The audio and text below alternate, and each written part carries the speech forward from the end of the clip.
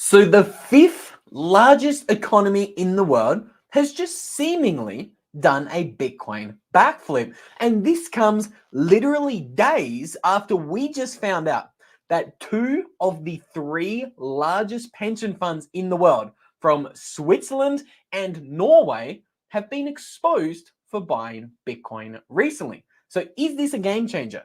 Is this a sign that because this area has done such a big backflip, is it a sign that maybe there's a little bit of FOMO going on regarding Bitcoin, as we also recently saw that 60% of the world's largest 25 hedge funds have also been quietly buying Bitcoin? Well, this is the news. There is a city called Santa Monica in, guess where? California, that has now created the first Bitcoin office in America. Now, if you thought that was crazy, or if you didn't believe me that California was in fact one of the largest economies in the entire world, we can see here by this chart that's a little bit outdated, we can see that California is number 5 in regards to the biggest economies around the world. So no, we weren't clickbaiting you guys. California is massive, but obviously they are just a state within the US who has a history of, let's say, having some very interesting policies that were, let's say, are just not very friendly to freedom. But now, all of a sudden, a little city called Santa Monica in California now has a Bitcoin office pilot program. So this here comes from the Santa Monica Daily Press. Santa Monica is attempting to live up to its Silicon Beach tagline with its first Bitcoin office. Again, now this is big. We are going to draw the similarities to Silicon Valley and why I think it's very, very interesting that California was at the forefront of the microprocessor revolution that obviously began in the 1960s with the creation of the microprocessor. And over those 50 years, with the build out of the internet and personal computers becoming popular, and now personal, these things becoming popular right here, personal smartphones, California was at the center of that revolution. Now, again, these revolutions, these technological revolutions, they come along every 50 to 60 years or so, okay? For those who don't know, these kind of cycles actually started back in the 1770s with the Industrial Revolution. And every 50 years since then, we've seen a new technological revolution come along inside our lives and completely change our lives, okay? So that obviously started with the invention of the Industrial Revolution in Britain. And then 50 years later, we had the invention of, the steam engine, railways and steel. And then 50 years after that, we saw the invention of electricity. 50 years after that, we saw the invention of the automobile. 50 years after then, we saw obviously the microprocessor. And we're about 60 years on since the microprocessor was created in 1961. So we are due for this next technological revolution. I do think it's a little bit poetic that California was at the forefront of the previous technological revolution, and they could potentially, by this recent pivot, look as if maybe they're going to be at the forefront of this next 50-year technological revolution. Now, again, I'm probably going to put a video together for you guys explaining why I actually think Bitcoin is not the next sixth technological revolution. I've actually got a book that's about 60,000 words deep explaining why Bitcoin should be more compared to the Industrial Revolution for cyberspace. That was actually the thing that created these 50-year waves of technological revolutions. Again, that's a tangent for another day. Let me get back on track. We're talking about Santa Monica, who could potentially become home to the next 50-year technological revolution. We can see here from their very own Twitter account. This is the city of Santa Monica, and they are advertising and talking about their Bitcoin office, okay? Very interesting. Living up to our legacy as Silicon Beach, Santa Monica continues to lead in innovation. There you go. They've partnered up with Workforce BTC, and they've now got a Bitcoin office. This looks pretty cool. The little Ferris wheel here with the Bitcoin light on it. It's very cool, very interesting. And as you can see, lots of big names are talking about this. Now, again, we're not going to get into politics, but we can see Caitlyn Jenner, she's pretty interested by what's going on in Santa Monica with their As you can see, Bitcoin offers. Bitcoin peer-to-peer on October 18th, 2024. There's going to be a one-day open source festival in Santa Monica, educating people about their most recent initiative, the Bitcoin Office. Jessica Vaughan, another interesting, let's just say famous name, is also pretty happy to have a Bitcoin office in her neighborhood.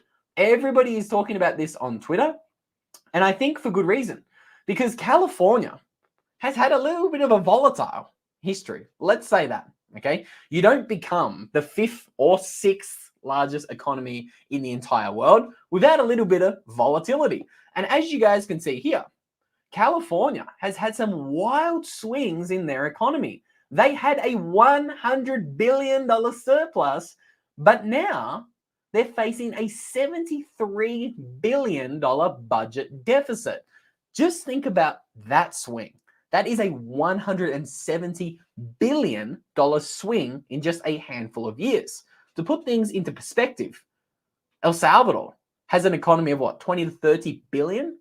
California just saw a $180 billion swing. We always talk about the Kingdom of Bhutan in Asia.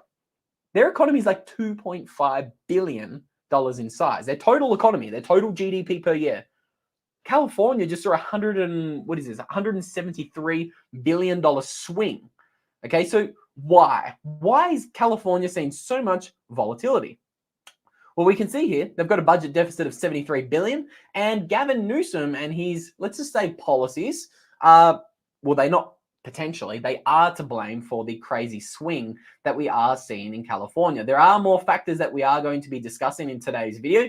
Some of them I might not be able to even mention by name because I'm being very, very careful about what we say over here on YouTube right now. But let's just say there's been some interesting laws passed in California that are potentially the reason for why the country is seeing so many people leave California. Okay, don't know if you guys are aware, but right now, over 200,000 people are leaving California every single year. Have a look at this chart right here. You can see very clear as day here. People are leaving California. They no longer believe that it is this hub of innovation and, working towards the future like Silicon Valley used to do. And what Santa Monica is actually planning to revive by the looks of it with their Bitcoin office. We can see over the past 5 years, people are leaving California in droves. Some people like LV99 Slacker in the chat was ahead of this curve. They left over a decade ago. They obviously would have saw the writing on the wall, okay? Again, kudos to those who got out early. Another one of those is, of course, my good buddy Alex Svetsky got ahead of the curve leaving Australia before 2020, leaving me stuck there for 2 years until the borders opened up in 2022, but that's a story for another day. Kudos to those who beat this trend. Right now, the trend is accelerating. Well, sorry, maybe accelerating is the wrong word. If you're looking at this trend on a 3-year moving average, it would be accelerating. We saw over 350,000 people leave California between 2020 and 2021 for reasons that I don't think I have to spell out for you guys. But again, the trend is clear. And the reason for why we're seeing so many people leave California is these laws. Okay, again, you can debate about what's the reality and, what's actually happening around shoplifting. You have some people saying, some people are trying to fact check us here, but we're going to read straight off, what actually happened in California. In 2014, they passed something called Proposition 47, which reclassified shoplifting from felony offenses to misdemeanors. Okay, this website says it did not allow shoplifting and petty theft to go unprosecuted. But again, I'm going to be careful what I say. I'm going to let you guys read between the lines. But that is obviously something that is costing the state a lot of money. Okay, policies like these where people are allowed to, shoplift from stores, a lot of the times store owners aren't the ones paying for all of this money. That's why many stores, just let people walk in with their duffel bags and just walk out with $950 worth of merchandise.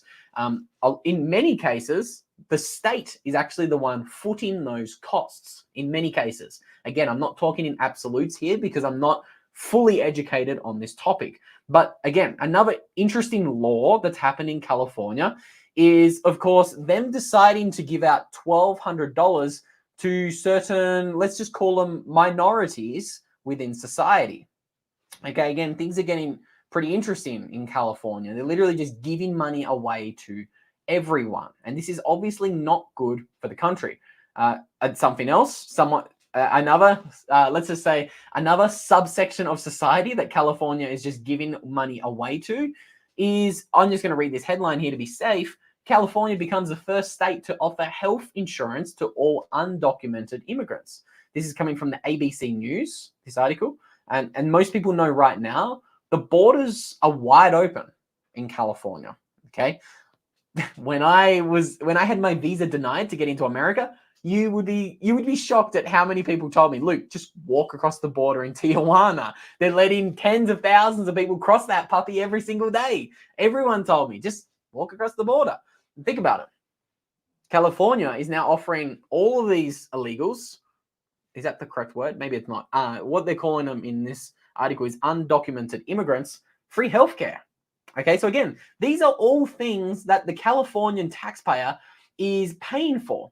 This is exactly why we are seeing all of these people right now leave California, because obviously they have to pay for all of this. If you're a taxpayer in California, you are paying for all of these laws, whether you agree with them or not. You can come to your own political views. You are paying for all of the madness. We can see here, tax burden by state. California has the second highest tax burden by state. This graphic is telling me that New York is a little bit higher. Again, it's high. It doesn't matter what the exact taxes are in California. Most people would agree they're one of the highest in America. And this is why people are leaving. People are saying enough. And maybe, just maybe, the Californian, exodus is starting to force some entities in California to start actually maybe thinking rationally and maybe thinking about economic rationality and saying, hang on a minute, maybe we should be doing some things that promote freedom, like welcoming Bitcoin, creating a Bitcoin office, and actually saying, hang on a minute, we have all of these sovereign individuals. Why don't we actually look after these sovereign individuals who are leaving the country? Because when most people looking at this chart, they will say, look, I mean, have a look at the amount of people leaving, 200,000 people leaving California every day. Some people might say, but Luke, I mean, California's population is 39 million. 200,000 people leaving isn't, it's not this massive, drastic problem that you're making it out to be. Well, I'm actually going to be running some numbers in a moment. I'm going to be showing you why looking at individuals who pay the lion's share of taxes matter more than most people. Okay, this is like an exponential function, and it's something that most of us aren't really trained to think in a exponential fashion. We're going to be talking about all of that in a moment. Before we do that, I wanted to give a massive shout out to, of course, our flagship YouTube sponsor, and that is Rhino Bitcoin. Okay, if you guys didn't know, Rhino Bitcoin is created by Bitcoiners for Bitcoiners. What they're doing is they're essentially bringing Bitcoin banking to us all, okay? They're going to allow you guys to buy Bitcoin on Rhino. You can sell Bitcoin on Rhino. You can even connect to Casa for multi-signature security, all with Rhino. Rhino is this like super application. It's this all-in-one Bitcoin application where you can do so many cool things with Rhino. Very soon, you're going to actually be able to send cash globally, pay bills within the Rhino application, and even begin saving for your very own retirement in the Rhino application. So again, I always encourage you guys, check out what Rhino is doing. The link to their application will be linked down below in the description of today's video. And any sovereign individual should at least check out what they're doing. They're a great Bitcoin only company. Now let's talk about those sovereign individuals a little bit more, and why I think 200,000 people leaving California every single year is such a big deal, okay? And this all has to do with some statistics that most of you guys would be aware of, okay? In many states and in many countries, okay, wealth distribution as well as tax paying follows this Pareto's principle, okay, which is, funny enough, a little bit of a power law, okay? We're not going to be talking about power law models in Bitcoin today, but all you need to know is that typically the top 1% are paying somewhere between 30, 40, or 50% of the taxes in some states and some countries, okay? So there's 39 million people in California right now. To verify that, again, 39 million people in California. What is 10% of that population? 3.9 million. What is 1% of that population? 390,000 people. How many people are leaving California every single year again? On average, it's more than 200,000. It's a lot of people leaving California. Here's the chart. Around 200,000 people have been leaving California every year on average since 2018. So every 2 years, 1% of the Californian tax base is leaving. All of a sudden, that 200,000 person per year exodus begins to sound like a little bit of a bigger figure, doesn't it? Maybe, just maybe, it's a little bit more meaningful than most people believe, okay? It is this challenge that people have with thinking in exponentials that, I mean, a lot of people right now are in California and they're like, oh, things can't get any worse. You know what I mean? They can't get any worse. But I don't think they're looking at these numbers here. Okay, if the top 1% are paying 50% of the taxes and you're watching 1% of the population leave every 2 years, guess what happens? Taxes have to be increased. They have to be raised. More inflation is coming.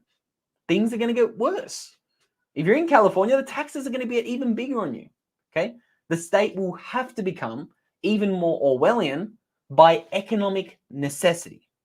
Okay, a lot of people think that what happened in 2020 was just a little bit crazy, a little bit madness, some crazy things happened. I think again, I don't want to get political, but just have a look at the countries with the highest debt burden and just have a think about how they acted in 2020, 2021, 2022. Australia, Canada, New Zealand, America. Which countries are most in debt around the world?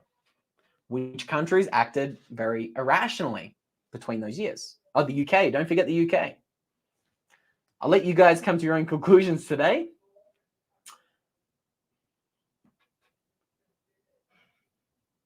But let's talk more a little bit about maybe power laws to answer Green Knight's question. When laws don't make sense, it's because there's an agenda that you haven't been told about. Brilliant. Absolutely brilliant. Robert, come and ask me that question on my personal YouTube channel. I'll give you an answer. California is a dumpster fire, is what Matthew says. Funny enough, I actually didn't live in California. I had a little bit of a traveling base in California when I was a tourist in America in 2022. And where I was, it was actually very nice, believe it or not. It's only the very center of LA you have to worry about.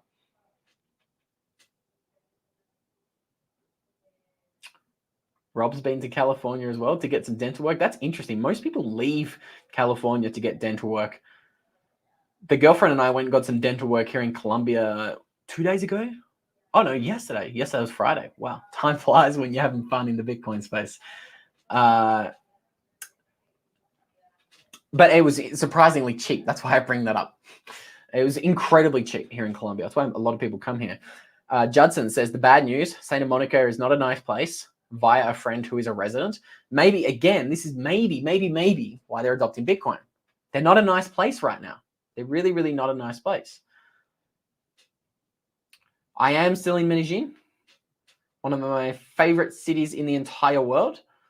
Now, guys, with all that said, if we mentioned power law models today. If you want to learn a little bit more about why Peruvian Bull, the man, the myth, the legend, believes that power law models are going to break, we recently interviewed him. I'd encourage you guys to check that out. We have a new interview dropping tomorrow. So again, stay tuned to that one. And with all that said, guys, hope you enjoyed that video about the 5th largest economy, potentially doing a Bitcoin backflip. Thought it was interesting. Again, this is what we try to do on the channel. We take what looks like boring headlines and we actually try to look at the story beneath the story. And I think Santa Monica and California could potentially become a very interesting story. So enjoy the rest